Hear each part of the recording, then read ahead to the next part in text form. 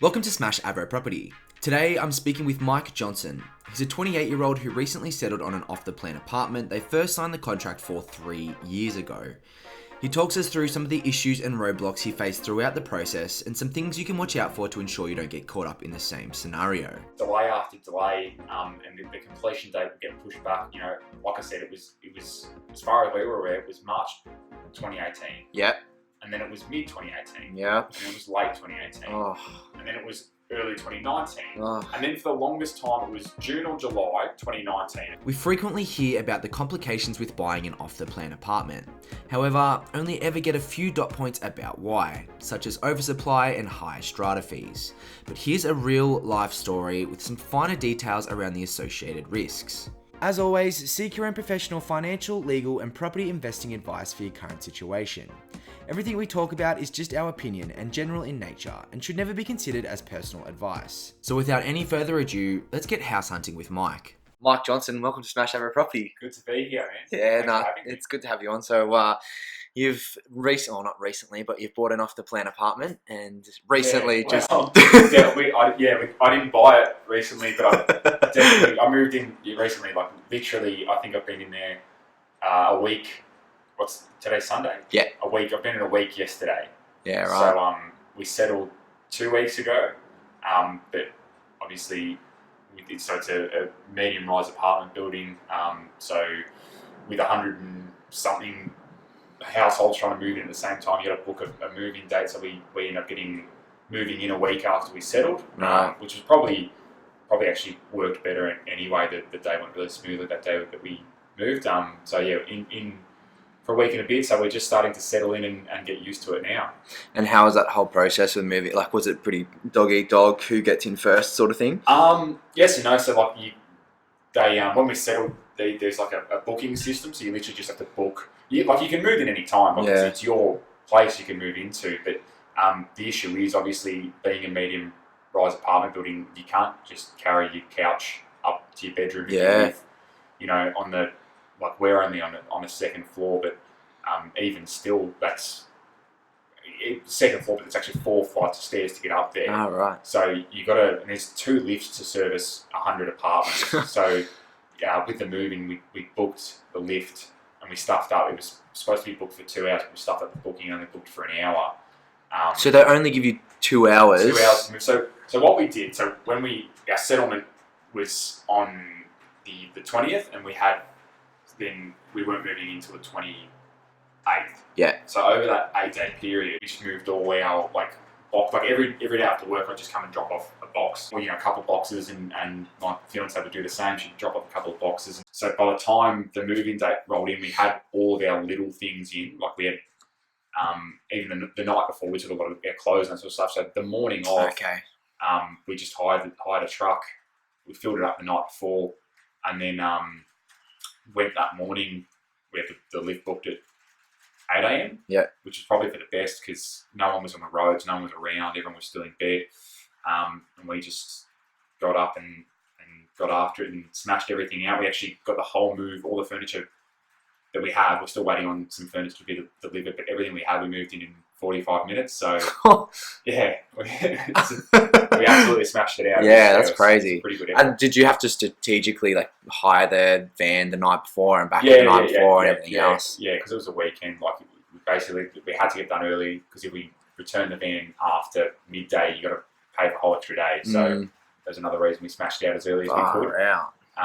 But I guess it's one of the things with moving into a brand new apartment is just it's a little bit more sort of the logistics of it can be a little bit more difficult than moving in. Like I've lived in so many rental properties, I've moved house 100 times, we've got pretty good at it. But when it's when there's no time frames, it's sort of a lot easier to plan. You can get people to come and help you a lot easier. But if it's later in the day, as opposed to trying to get people to help you move it. You're moving in at 8, so really you're asking them to start helping you move things at 7 on a Saturday. So, it was one of the challenges. But overall, I'd say the move went really, really smoothly. And since we've been in, everything about it, since we've moved in, has been really smooth. There's been a couple of really minor teething issues. But overwhelmingly, since we've moved in, it's been a positive experience. And what we've heard from everyone in the building, I think there's only 2 apartments that have had any like major issues where they've needed urgent repairs done. Right. But if you think that's out of 110 roughly apartments, that's less than 2%. So overall, I'd say since we've actually settled, things have gone really well, and that's in stark contrast to the almost 3 years between purchasing it and settling. Yeah, so take us back to when you first signed the contract. So my partner and I, it was early 2017. Gosh. We sort of went through, I guess, what a lot of young people went through, probably, contrary to what a lot of your other guests on this podcast have experienced, that I'm not a good saver, I'm not a good investor, I'm not good with my money at all. I was lucky enough to end up with a job that paid relatively well, but I wasn't saving money. I got stuck in the rent trap very early. I moved out of home as soon as I could. How old were you? I was 21. I just turned 21 when I moved out. That's pretty early. And it was, I moved out with a friend and with my now fiance. Oh, really? There you go. So she would have been 18 or 19. Oh, so she was really young. She was still at uni. And then we moved into our own place after a year of living with a friend. And I just, financially, I just wasn't going, I was just treading water. I just wasn't saving any money at all. And I'd been out of home for about 2 years and I had no savings to show for it. And it was a little bit challenging because obviously she was at university. So she was working part-time as a waitress, but we were basically living off one income. Yeah. And by the time I paid rent and everything, I just wasn't saving anything. So she took over my finances, and she's much more organised than I. Oh, that's good. Than I am. So was that a bit of a challenge? Yeah. Letting go was real hard because even though I suck at saving, I'm a control freak. Yeah. So she convinced me to just let go and let her take over all the finances, which eventually I did, and I just started saving money hand over. Even though we were, like I said, essentially a single income family, we were able to start saving money much, much more quickly than we otherwise would have. Yeah. And we got to the stage that I think a lot of young people get to, where you're just starting to get close to maybe a 10% deposit. The other issue we had is so by the time we got to this stage that we were looking to seriously starting to look at purchasing, she had just finished university and she's a self-employed subcontractor. So for her to get a loan, she needs, some banks want a year of BAS statements and all that sort of stuff. Some banks want 2 years. Yeah. And she had 0 years. So when we were getting assessed for these loans, we were getting assessed on my income alone, but with both of our expenses. Gosh. So our borrowing power was really minimal. Yeah.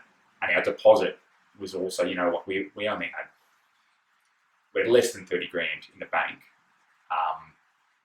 And we're getting pre-approvals at best for around $400,000. Gosh. So we're pretty limited in what we could buy. And we're essentially, as a result of that, basically looking at either sort of outer suburbs, like Hillside or further. Yeah, yeah.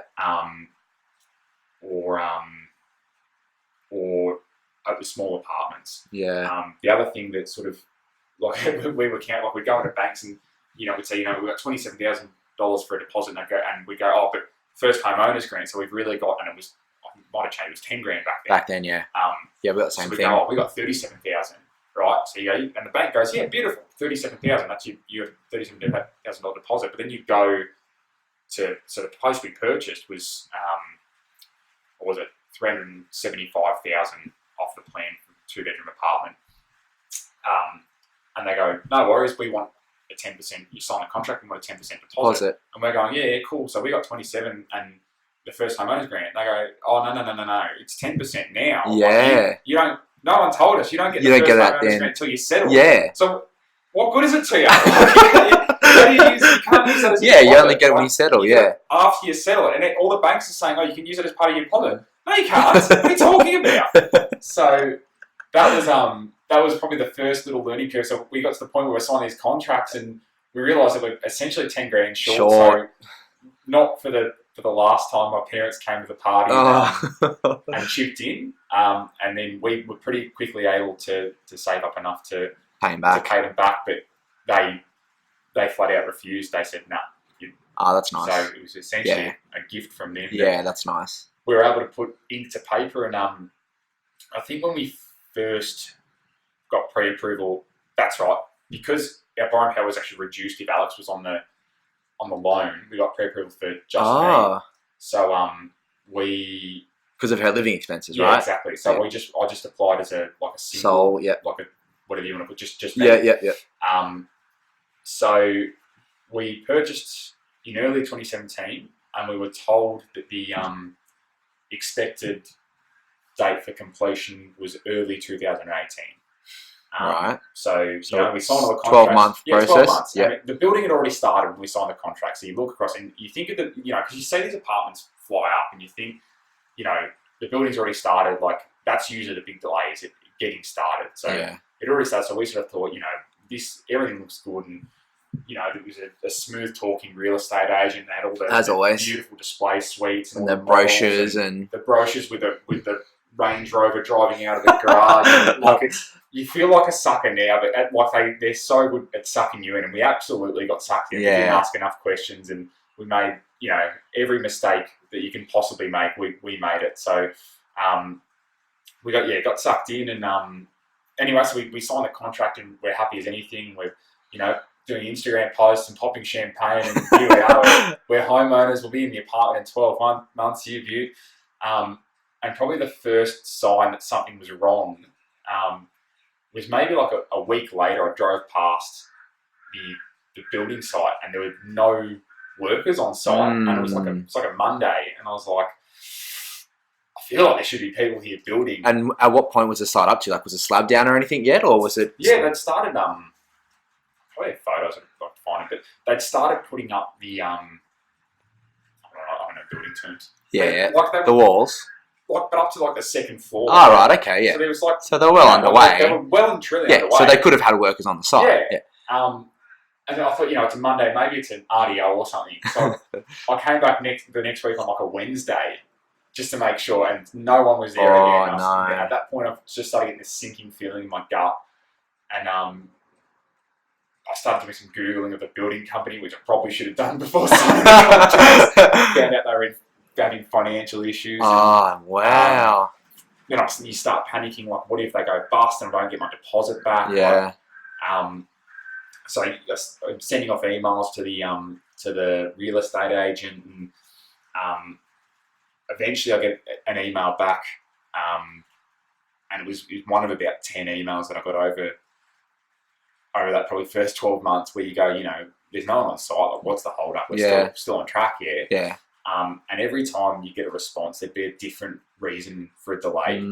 So you get a response. Like the first time was there was a delay because there was some issue with getting something put down for the pool decking, and they had to wait on that. And then there was an issue with the car park, they had to wait on that. And then there was an issue with the tram line. The Yarra Trams had to move the tram lines further away from the building to comply with codes. So, but every time it just felt like just anything they could find. That's like as if there was a board, like a big wheel full of excuses, and they just spun the wheel, and whatever it landed on, it's like, oh, what excuse were we using this time?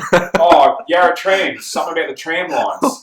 So it really, nothing was convincing, and every email would get, they pushed the expected completion date back further, and even things like the correspondence that you'd have to chase them to correspondence. Yeah, I was going to ask you that. So they wouldn't give you updates and say, "Hey, construction's pushed back." The communication from them was woeful. Like, if you wanted an update, you had to fight to get an update.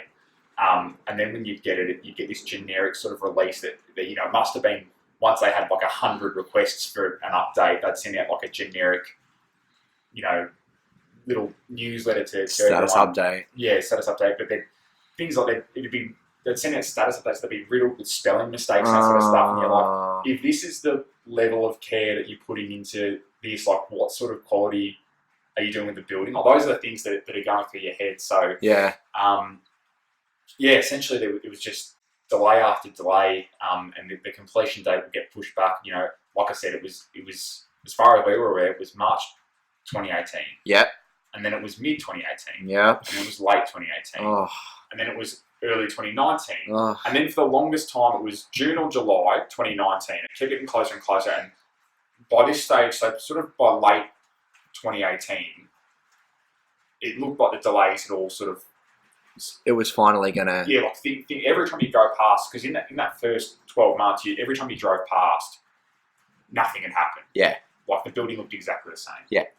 And then really late 2018, things started moving. In early 2019, it really started. Every time you drove past, it was bigger and it started to look like something. Yeah, it was happening. Yeah, like instead of just a bunch of metal sticking out of the ground, it looked like an apartment building. Yeah. And you look at the brochure, and well, that kind of looks like the building that I'm looking at.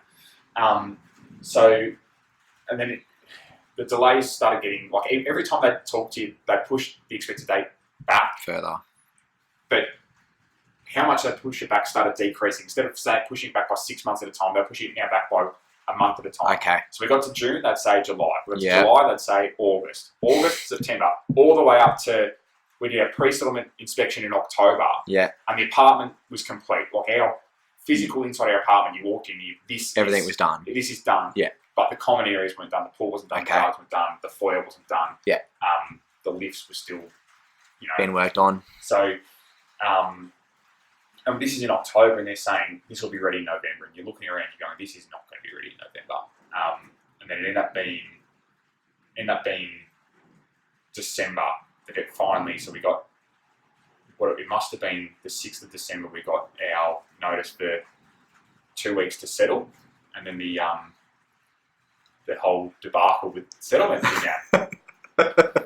So throughout obviously you were very frustrated throughout the whole process. Was there anyone that you could sort of, eyeball or directly contact as challenge, or was it always this sort of real estate agent? The point of contact was always the real estate agent. Yeah. And his level of interest, he'd sold the apartment, he had his commission. Yeah. His level of interest was 0 to none. Exactly. Even to the point where, sort of halfway through the, probably 6 months out from completion, early 2019 sort of thing, we wanted to buy a second car space. Like we only had one car space, and by this stage we're still renting, but we're saving. Both of us were now on better incomes, and my fiance was still doing the finances and doing a good job, so we're now saving like a lot of money. Yeah. To the point where we comfortably had more than 20%. So we go, maybe we've got this extra money, let's see if we can look into buying an extra car space. Yeah. So we contacted the real estate agent. We want to purchase a second car space. And he's, yep, no worries. This is how much it costs. Here's a list of the available car spaces and where they'll be in the building. Yeah. Tell me which one you want, and I'll get it sorted. This is the one we want. So, that, like I said, it was probably early 2019. So we tell them which one we want, send an email off, expecting to get some sort of paperwork, like a variation of the deed to say, this is the car park that we own. Yeah. Month goes by, I don't get anything, and it got to the point where I was literally emailing him every fortnight. I'd set a reminder on my phone. Every fortnight on a Monday, I'd email him, and I'd say, "What's the go?" Like I don't have, and it literally was like every Monday. It was almost like I had to reintroduce myself and be like, "Hey, remember me? Like I'm trying to buy a car, but like I'm trying my best to give you more money. Yeah, like, I'm really trying to give you more money. Like, you will get an extra commission out of this." And he's like, it took him to the point where he was just so inept. Like I didn't get any sort of response from him. And it got to the point where he said, they're not going to get the paperwork sorted. You might have to look at purchasing an extra car park after settlement. And then like a month prior to settlement, we got an email our conveyancer got an email from the vendor solicitor saying, we understand your client wants to purchase an extra car park. Here's the deed. The deed needs to be, or the variation of the deed, it needs to be executed and returned to us. And I think we had something like 4 days to do it. And it's like, we've been trying to organise this for almost a year. Like you've now sent us this with like a 4-day deadline. But and by that stage, we'd already like been to a mortgage broker, got our loan pre-approved, had the valuation done, so it needed a whole new valuation. Oh, you got to reset again, yeah. So, but we were able to get that done and get it signed within 4 days. Yeah, that's pretty good. Yeah. As soon as, like, that's the thing. Like I said, my fiance is really organised. As soon as things come through to get done, she's on it straight away. There's no delay. So that's, I was pretty lucky there. But yeah, we got that done in time. But that's sort of the level of competency, I guess. Or interest, I guess, from the real estate agent. We didn't get much love from him at all. Yeah, that's pretty rough, especially when you're that frustrated throughout and you're driving past it every day and seeing nothing happening. I guess to him, like, at the end of the day, like, we bought one of the cheapest apartments in the place. Like, we're pretty small fish in the scheme of things, which I get, like, in 100 and something apartments, but you still sort of expect, it might be a small fish to him, but to us, when at the time we handed over our deposit, we handed over every single last dollar. Like, we emptied out our bank accounts. Like, you're handing over, at that stage, our life savings to him. So you want, Oh, for sure. It's significant. And it's your first purchase. 100%. And you've had all these other concerns along the way as well, And it's one of those things that plays on your mind. You've been sold this dream from, a Range Rover pulling into the driveway. You're thinking, oh, great, we're going to, it's going to be good. Yeah, we're set up. We've both got our jobs now. We've got our house. We're going to be living comfortably. Yeah. And then you're throwing the spanner in the works all the way through. It's just ridiculous. Yeah. So, I mean, let's talk about the settlement process. How long before actually moving in did you have the settlement? So we started getting emails probably mid-year, June and July, saying, make sure, we're getting to the final stages of building. Make sure you've got we've passed on our conveyances details to the solicitor. Make sure we're well advanced in our sort of finances, getting loans organised and that sort of stuff. So we went to a mortgage broker that was recommended to us by a friend, and we went through and figured out that the best value loan for us and what we wanted and what suited our needs. And by this stage, like I said, we both. So when we bought originally a pre-approval from one of the big banks, and then thought we might try to find a better interest rate or something, so we went to a mortgage broker. By this stage, we're both on better wickets, had more money. We well and truly had more than enough to put down well over 20% and well within our borrowing power. Yeah. Everything signed, everything good to go. And then, so in the contract, and I think it's pretty standard with buying off the plan, is once they get the certificate of occupancy and they register all the titles, that triggers settlement. You got 2 weeks to settle. Right. What I didn't know is if you don't settle on time, the vendor has the right, if they choose to do so, to charge 2% of the outstanding balance for every day that settlement is late. So 90% of the value of the property. Yeah. So less your 10% deposit. Exactly. 90% of the remaining. More than 90% because we purchased the additional car space. Oh, right. We hadn't paid any money for that. Yeah, okay. So 2% per day, which ended up being, for us, it was something like $7,500 a day.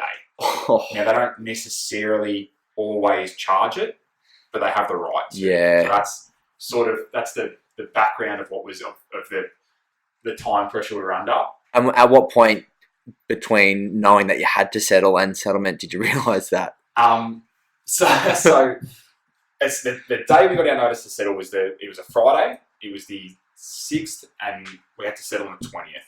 So we contacted both our conveyancer contacted us and said, settlement's triggered. Yeah. So we contacted our mortgage broker straight away to get the ball rolling to get the loan, because we already had pre-approval. So I thought, this process to get the loan should take less than a week. Yeah. Like this should be comfortable. And that's what we've been told the whole way through by the mortgage broker themselves. So it got to probably the following Friday. So we had 7 days left of settlement, and I hadn't really heard anything from the mortgage broker, and I called her and I said, what's the go, where are we at? And she just didn't sound confident at all. She was, there's been a delay on, she was sort of beating around the bush, and she'd been delays, but she wouldn't really tell me what they were, and she was, the language she was using, we should get this done by Friday. And I was sort of like, well, we should isn't really confident enough. I want, this is literally your one job. Yeah. This is what you do. For a living. You shouldn't. This is your bread and butter. This shouldn't be we should get this something. This is a like I want you we'll to get it say, done, yeah. this is going to get done. Yeah. So called her again on the Tuesday. So we now have 4 days, including the Tuesday, to settle.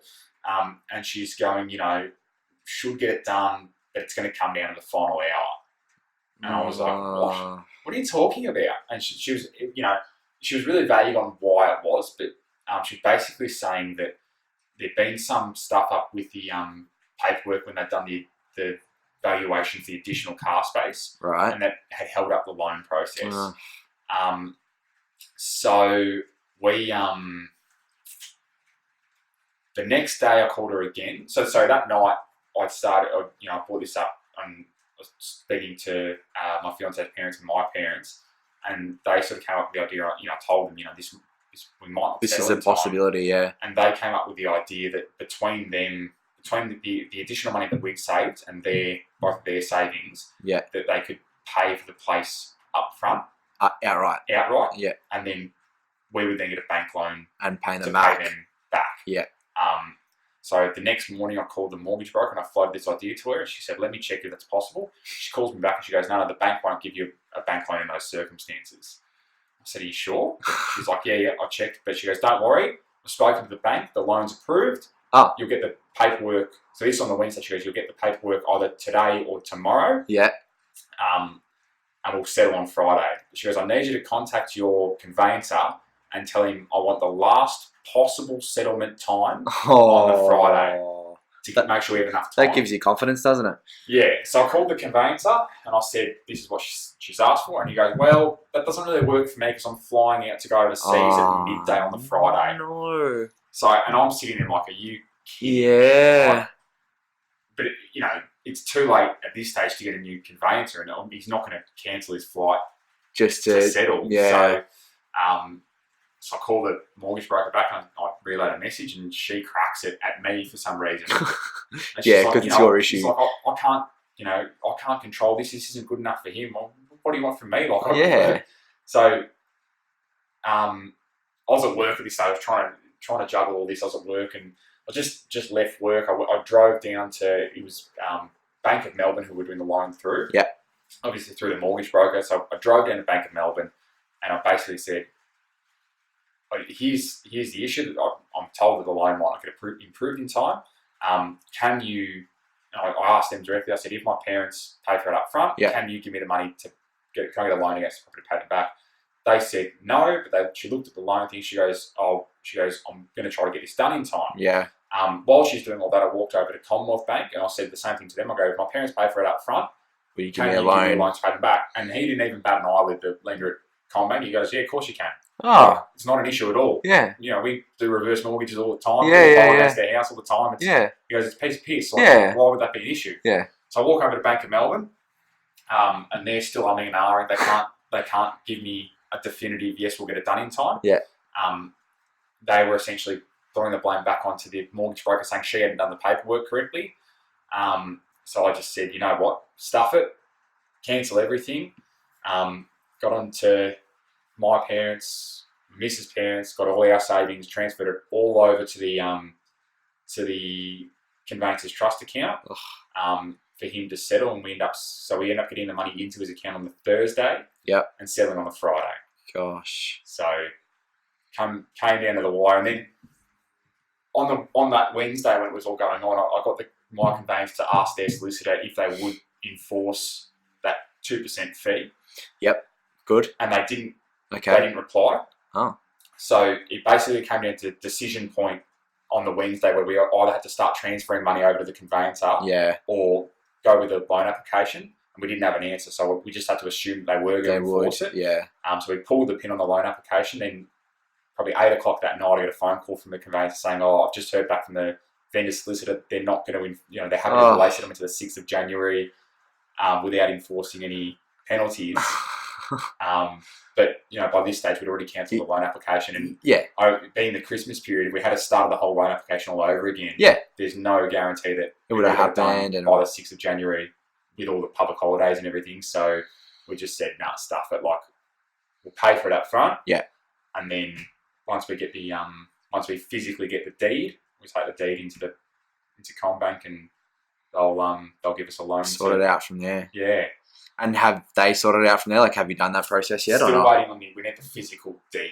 Right, okay. And Michael Zanis is still on his holiday.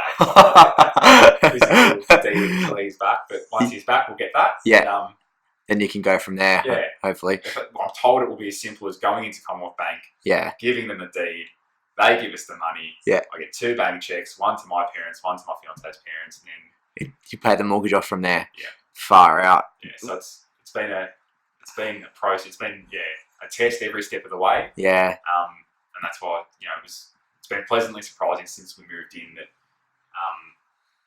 everything's gone pretty smoothly so far. Well, something else that commonly happens with that sort of, and given the time that you purchased originally in 2017, and now it's 2019, and it's 2020 now, but the market went down in 2019.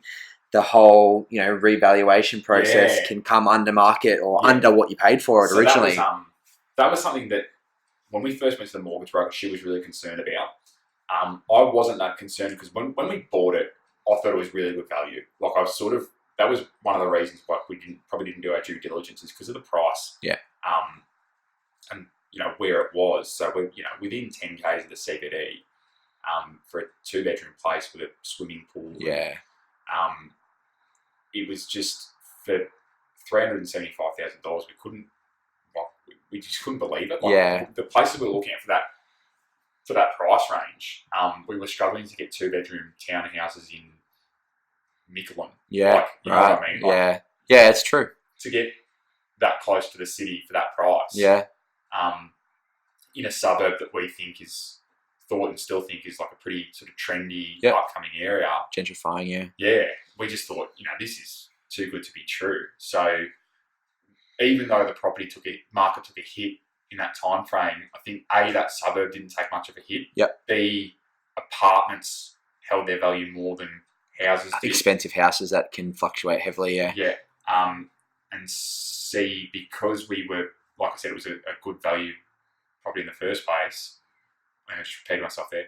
But A and C might be the same thing. But I just, I wasn't too concerned. I sort of thought at worst, the value stayed the same. Yeah. I guess when ideally, the ideal scenario would have been that we bought it and the value had increased, yeah. Because that would then maybe offset the fact that we paid 60-ish grand in rent in the time that we waited. Oh, that's very true, actually. Yeah. Probably, 60 grand roughly in rent in the time that we waited for it to get built. Yeah, in the additional time as well. And I guess, the benefit is that we had more time to save up, so we didn't pay lender's mortgage insurance. We certainly didn't save 60 grand of lender's mortgage insurance. Yeah, that's right. So I guess, that is what it is. Yeah. You can't sort of, And did it come in at the same value? Like, was it? Yeah, so the valuation initially when we got it done with the one car space came in bang on 375. Yep.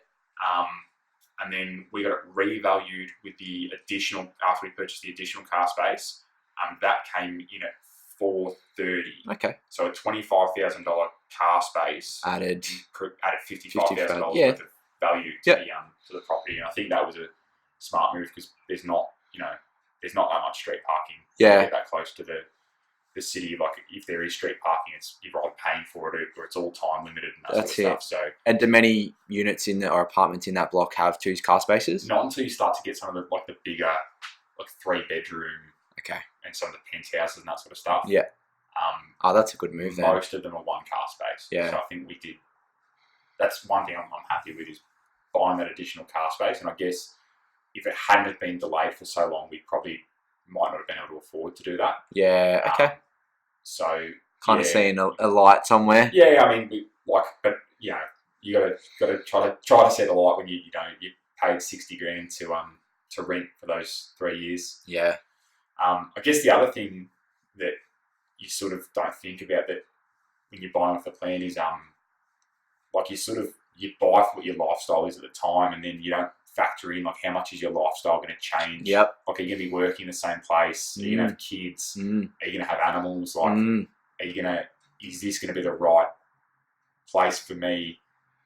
For us, it was 3 years time. But there's people in our building who bought when it first got advertised in 2013. So they've waited almost 7 years. Wow. Like imagine, How much changes in 7 100%. years? Like, you might go from being a single person to married with 2 kids in Yeah. 7 years. Like, so I guess that's one thing that sort of just dawned on me recently is how much you buy at the time for what your lifestyle is at the time. But, Yeah. And it can definitely change over 7, 3 years, whatever it is that you're waiting for the place to get. And the cost of getting in and out of property and selling it and buying it and stamp duty and everything else, makes it hard to make that decision.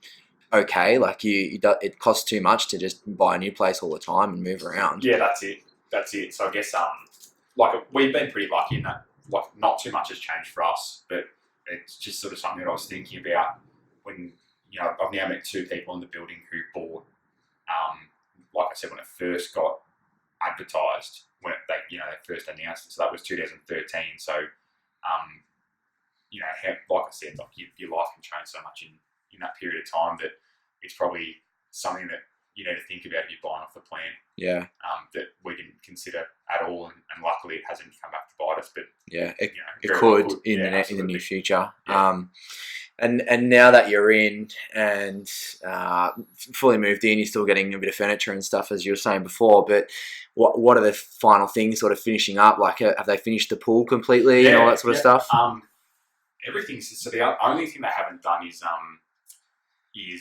the ground level. There's going to be shops, so that's the only thing that haven't been fitted out and rented out yet.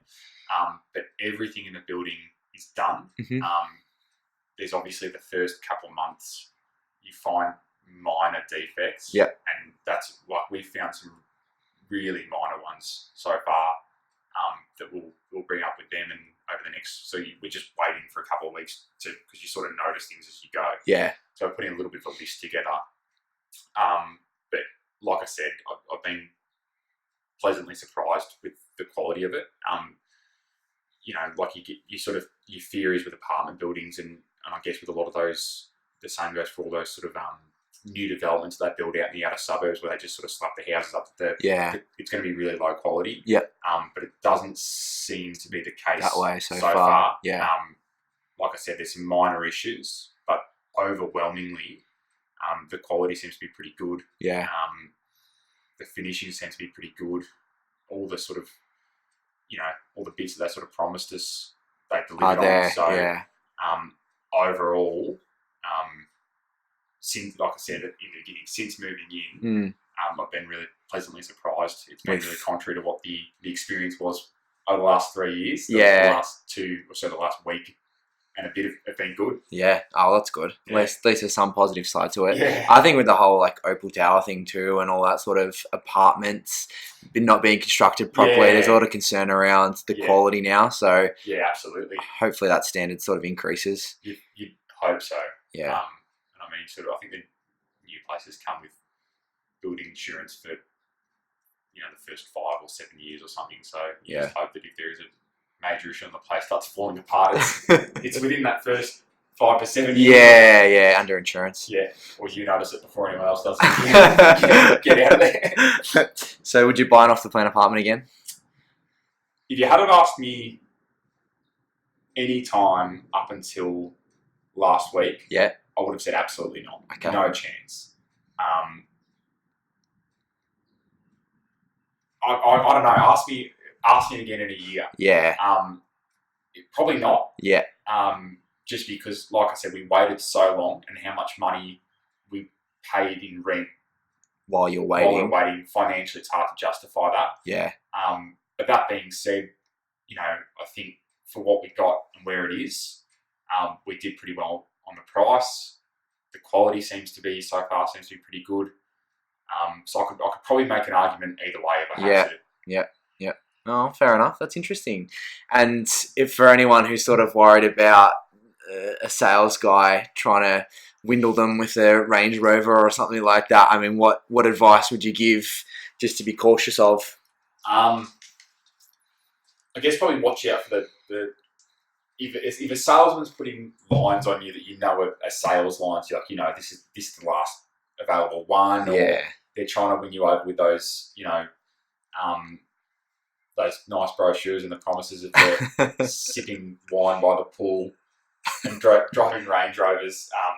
Do your due diligence. Look into the building company. Look into the architects. Look into everyone who's involved in the process. Yeah. And just do some research. I mean, I'm not an expert. I wouldn't even barely know how you go about doing research, but do some. Yeah. Do more than zero. Do more than nothing. That's what I did. I did nothing. So do more than that. Even the driving past the building every couple of days and seeing what's happening, that's a great one as well. That would have been a red flag if I had have said, I'm going to wait a month before I decide whether to buy this place, and I drove past it 4 times in that month, and all 4 times it was an empty building site. It probably would have been a pretty good indication that maybe I could look elsewhere. But like I said, we looked at it and the price was good, and we had this salesman who drove a Mercedes telling us that this was the last one and we had to get in now, and so we got sucked in. But it is what it is. Yeah, and you're in now. So yeah, I mean it looks like it might have all been worth it, but like I said, ask me again in 12 months. Yeah, all right. Maybe we'll have to get you back on in 12 months and see how you go. If you bought another one or not. I wouldn't have thought so. All right, Mike. Well, thanks for coming on, mate. Yeah, thanks for having me. Sitting down with me. It's been a good conversation. I really appreciate Mike coming on and sharing his story. My biggest takeaway from the whole process was after having to wait all of that time, he had to schedule in a 2-hour block to move in, which for him even came down to 1 hour. I hope you got a lot out of this episode and might think twice before buying an off-the-plan apartment. I'm always looking for more guests to come onto the show. If you're under 30 and have 1 or more investment properties, whether it's good, bad or ugly, I would love to talk to you about it. The main focus is to help other soon-to-be young investors with tips and tricks along the journey. Learn from the mistakes that we have made and ignite the fire to set themselves up financially for the rest of their lives. If you're interested in sharing your story, you can go to jordandeyoung.com/podcasts, where there's a podcast inquiry button at the top that will guide you through the next steps. If you're keen for more content like this, make sure you subscribe and please leave us a review with any feedback for future podcasts. And until next time, happy house hunting.